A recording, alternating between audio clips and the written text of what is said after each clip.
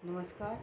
आज का motivational video है औकात बनाओ। यानी औकात बनाने की क्या मतलब है? औकात मतलब अपनी पहचान बनाइए। इस संसार में, इस समाज के अंदर जब भी व्यक्ति किसी के सामने जाके खड़ा होता है तो एक एक बात कभी कभी सुनने में आती है, देखने में आती है, समझने में भी आती है कि आप देखेंगे कि एक आपसे बड़ा व्यक्ति के सामने आप जो है कहीं ना कहीं अपने आप को कमज़ोर महसूस करते हैं।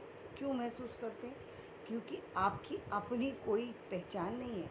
कभी आप पिता के नाम से जाने जाते हैं, कभी आप भाई के नाम से जाने जाते हैं, कभी आप किसी और के नाम से जाने जाते हैं।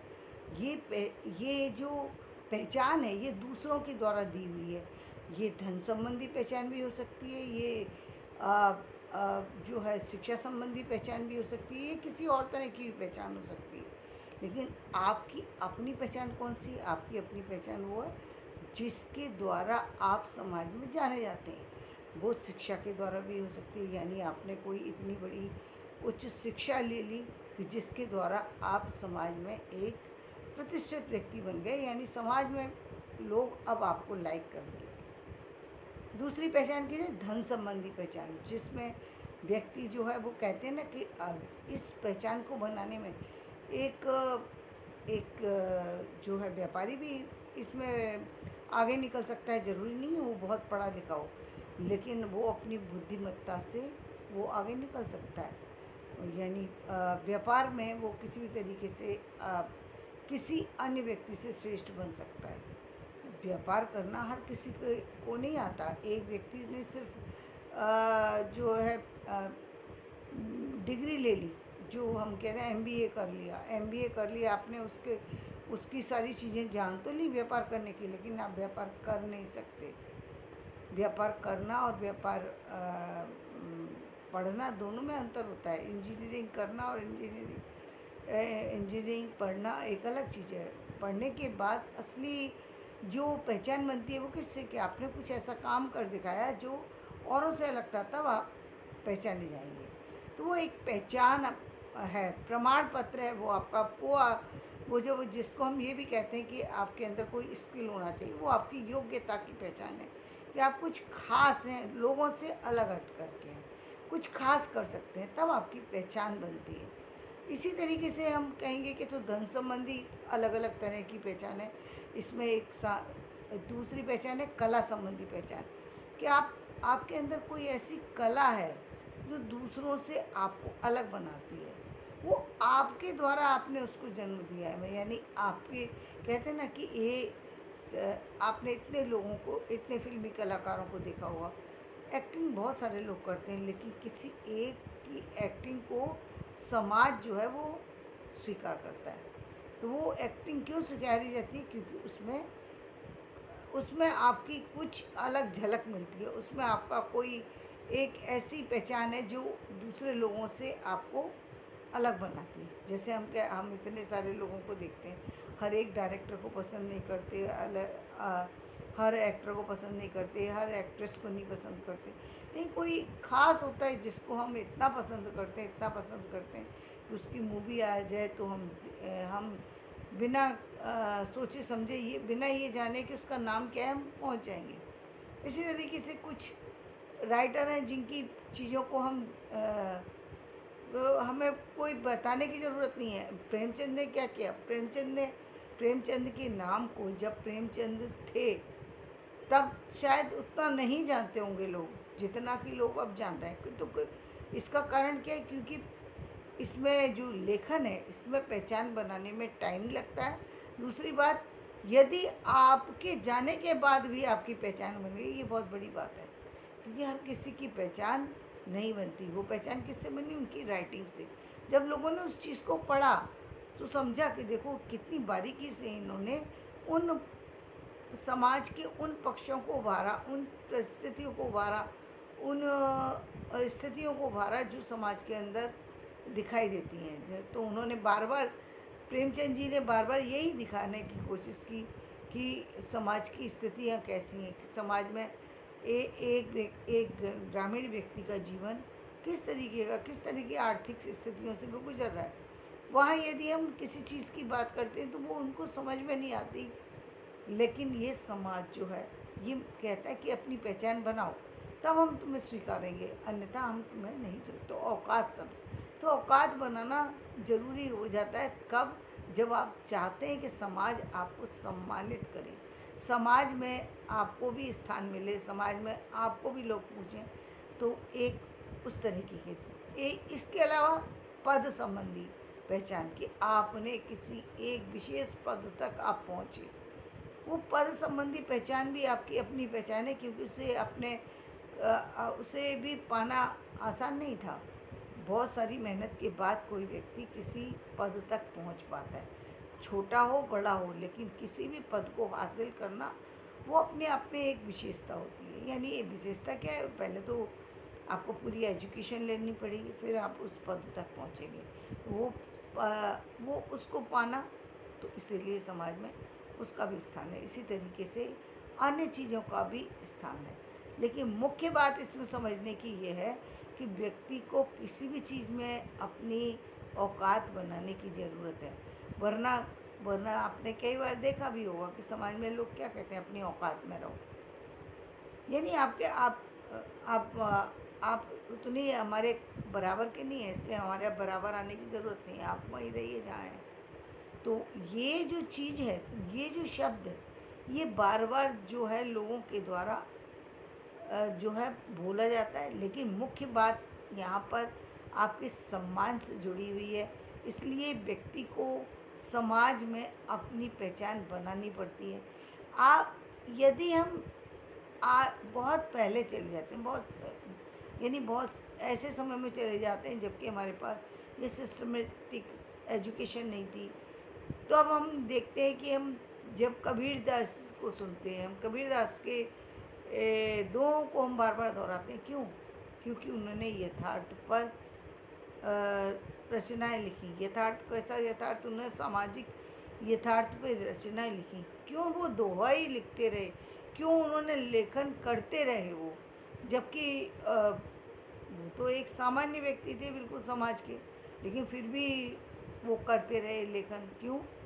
क्योंकि वो चाहते थे कि समाज में उनको भी उनके नाम से जाना जाए। इसीलिए आपने बहुत सारे कवियों को देखा होगा, वो जब कविताएं लिखते हैं, कविताओं के अंत में अपना एक नाम जोड़ देते हैं। उर्दू के जो शायर हैं वो तो अक्सर ही जोड़ा करते हैं।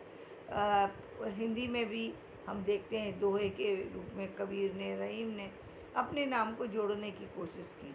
तो वो क्या है? वो पहचान है आपकी, जिससे अलग ही पता लग जाता है कि ये व्यक्ति विशेष है। या सूरदास ने भी बहुत जगह पर जो है अपना नाम जोड़ा है। कहीं कहीं ऐसा है जो नहीं है, लेकिन जनरली उनके जितने भी पद हैं उसमें उनका नाम है।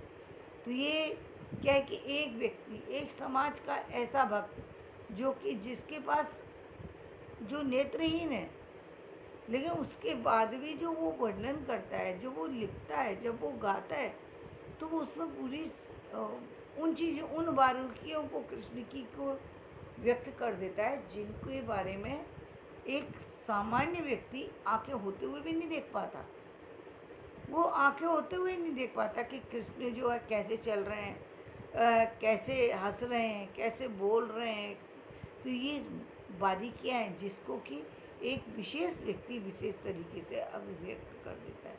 ये अभिव्यक्ति कब मिलती है? जब आपके पास अपनी योग्यता होती है। ये योग्यता की बात है कि आप उनके पास ये उनकी एक विशेष उन्होंने एक विशेष छंद को पकड़ा। विशेष छंद को एक सूरदास ने पद ज़्यादा लिखे, तो कबीरदास ने जो है दोहे ज़्यादा लिखे। इसी तरीके से अन्य कवियों ने अलग अलग चीज़ों को पकड़ा और उसके द्वारा चीज़ों को व्यक्त किया। जब हम तुलसीदास की बात करते हैं, तुलसीदास ने क्या किया? तुलसीदास ने एक पूरा जो राम का पूरा जीवन था, पूरे जीवन को ही ले लिया, रामायण को पकड़ लिया और रामायण के आधार पर उन्होंने अवधी भाषा में जो है काव्य रचना कर डाली। लेकिन देखो, आप लिख तो वो बहुत कुछ सकते थे, लिख और भी कुछ सकते थे, लेकिन उन्होंने रामचरितमानस ही लिखी। और रामचरितमानस में भी मुख्य बात क्या है, जो महाकाव्य लिखा। महाकाव्य में और काव्य में अंतर हो जाता है। महाकाव्य और काव्य में क्या अंतर है? काव्य तो एक मुक्तक काव्य होता है, एक जो तो ये एक मुक्तक है, और एक जो है वो खंड काव्य, और एक जो है वो महाकाव्य। तो महाकाव्य क्या है? पूरे जीवन चरित्र को व्यक्त करना। जब हम जीवन चरित्र की बात करते हैं, और जब हम यदि हम काव्य के पक्ष से हम तुलसीदास को देखने की कोशिश करते हैं, तो पहले किसी प्रबंध काव्य को लिखने के लिए व्यक्ति को उस व्यक्ति विशेष की जो पूरा जीवन है उसको कुछ खास सर्ग में, कुछ अंकों में, कुछ खंडों में विभाजित करना पड़ता है। वही इतने से इतने तक हम इस खंड में लेंगे, इतने से इतने तक हम इस खंड में लेंगे, और फिर दूसरे में तो और कितने पेज का लिखेंगे। ये सारी एक तरीके से देखा जाए तो ये रिसर्च का विषय है, ये रिसर्च का विषय है। लेकिन इस रिसर्च के विषय को जब महाकाव्य लिखते हैं लोग, खंड काव्य लिखते हैं लोग, तब उन चीज़ों को वो सामने रखते हैं। जब वो इन चीज़ों को सामने रखते हैं तभी वो उस खंड काव्य को या महाकाव्य को लिख पाते हैं। फिर उसमें महाकाव्य में जो उस महाकाव्य के लिखने के कुछ, काव्य लिखने की कुछ विशेषताएं बताई गई हैं। तो यानी इसका मतलब ये था, तुलसीदास को साहित्य की बारीकियों का भी पता था, ऋतुओं के बारे में अच्छी जानकारी थी, ज्योतिष के बारे में अच्छी जानकारी थी, समाज के बारे में अच्छी जानकारी थी, भगवान राम के चरित्र के बारे में पूरी जानकारी थी। और इन सब के बाद उन्होंने साहित्य की रचना करी, और जो भी शब्द उन्होंने लिखा वो शब्द अमर हो गया, क्योंकि उनके हर शब्द में खास बात छिपी है। बात तो बहुत सामान्य होती है, लेकिन बात रखने का ही जो तरीका होता है वो हर व्यक्ति का अलग होता है। तो जो तुलसीदास जी ने जिस तरीके से चीज़ों को रखा है, वो एक एक बात को इस तरीके से प्रस्तुत करते हैं कि एक सामान्य से सामान्य व्यक्ति राम के उस चरित्र से जुड़ सके, उनकी राम की उन परिस्थितियों का अनुभव कर सके, राम के जीवन का अनुभव कर सके। इसीलिए आपने देखा भी होगा कि बहुत सारे लोग जब सुंदरकांड का पढ़ रहे होते हैं, जब जो है पूरा रामचरितमानस पढ़ रहे होते हैं, कई बार रो पड़ते हैं लोग। कब रो पड़ते हैं? यदि उनको अर्थ मालूम है तो वो रो पड़ते हैं। वहाँ पर जब वो देखते हैं कि राम जा रहे हैं, और जो उनकी साथ साथ उनकी प्रजा है वो भी उनके साथ चल रही है, और इधर जो है दशरथ जो है वो उनकी अश्रुधारा बह रही, वो सारी स्थितियों को जो प्रस्तुत करना है, वो केवल पढ़ने में ही व्यक्ति उस रस में पूरी तरह से वो ऐसा लगता है कि वो डूब गया उस रस में। ये चीज़ यदि हम कहें कि जब हम उपन्यास वगैरह में पढ़ते हैं तो वो आसान हो जाती है। कहानी के माध्यम से चीज़ों को समझना हमारे लिए ज़्यादा आसान है।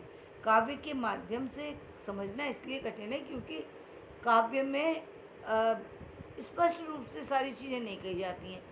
पहले जो काव्य लिखे जाते थे, अभी आजकल जो काव्य लिखा जा रहा है, और पहले हम व्यंग्यात्मक जो काव्य होता था उसको सबसे उच्च तरीके का काव्य मानते थे। तो वो जो उन्होंने व्यंग्यात्मक जो शैली को अपनाया है, जो उन्होंने जिस चीज़ को उस साहित्य में उतारा है, वो एक श्रेष्ठ काव्य की पहचान थी।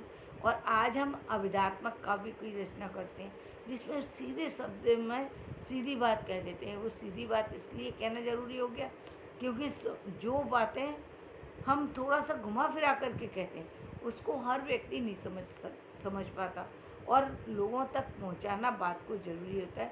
इसलिए लोगों ने जो गद्य को बाद में उन्होंने उसका माध्यम बनाया लोगों तक पहुंचने का, ताकि लोगों तक पहुंच सकें, लोगों तक चीज़ें पहुंचा सकें। समाज के बहुत सारे लोग पहले पढ़े लिखे नहीं होते थे, आज तो समाज के अंदर हम देख रहे हैं कि बहुत जल्दी शिक्षा में प्रगति हो रही है। आज बढ़ते हुए हो सकता है एक दिन ऐसा भी आ जाए कि भारत का जो है प्रत्येक नागरिक जो है वो पढ़ा लिखा हो सकता है।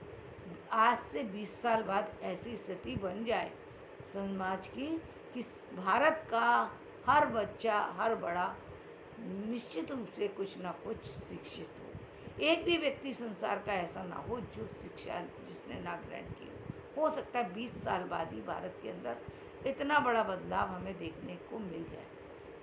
ये संभव है क्योंकि इसमें शिक्षा पाने के लिए किसी उम्र का होना ज़रूरी नहीं है। किसी भी उम्र में चल रहे हैं आप शिक्षा पा सकते हैं, क्योंकि हमें शिक्षा पानी चाहिए। शिक्षा लेना हमारा अधिकार है और उसको लेना चाहिए। नहीं अब तक आई वो अलग बात है, लेकिन अब इसके बाद जीवन में प्रगति होना चाहिए। तो वो प्रगति की तरफ लोग बढ़ भी चुके हैं और वो काम कर रहे हैं। तो आज का जो हमारा जो टॉपिक था मूल रूप से था वो औकात वाला। तो औकात का जब हमने तुलसीदास को देखा तो हमें पता लगा कि तुलसीदास जी का जो एक श्रेष्ठ कवि हैं, वो एक श्रेष्ठ समाज की जानकारी रखने वाले हैं, एक उत्तम भक्त हैं। मतलब एक बहुत जो है क्या कहेंगे कि बहुत प्रतिष्ठित जो है वो समाज के नायक कह सकते हैं हम उनको, जो कि कवि भी हैं और भक्त भी हैं। तो दोनों चीज़ें उनके अंदर हैं और एक एक चीज़ को व्यक्त जो उन्होंने किया है उसमें तो हम किसी भी तरीके से उसके बारे में जितनी भी हम चर्चा करें वो कम ही पड़ेगी, क्योंकि तुलसीदास जी ने राम के एक एक चीज़ को बहुत बारीकी से व्यक्त